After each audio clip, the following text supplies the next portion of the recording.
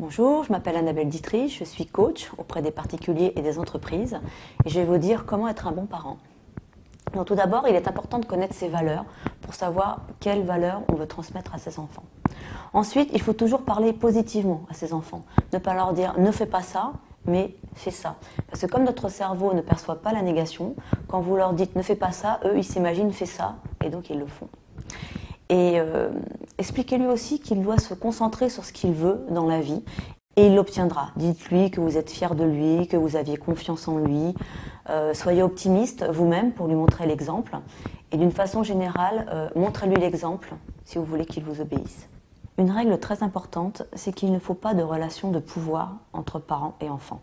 Parce que sinon, s'il y a une relation perdant-gagnant, il y aura obligatoirement deux perdants.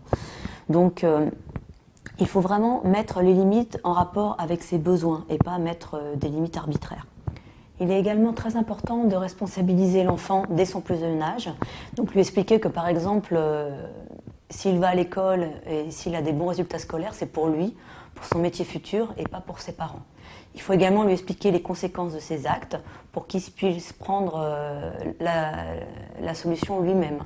Donc, mais évidemment, sauf s'il y a un danger pour lui ou pour les autres, mais sinon c'est à lui de faire son propre choix et d'en assumer les conséquences. Il est également bon que vous fixiez les règles en fait de la maison avec vos enfants.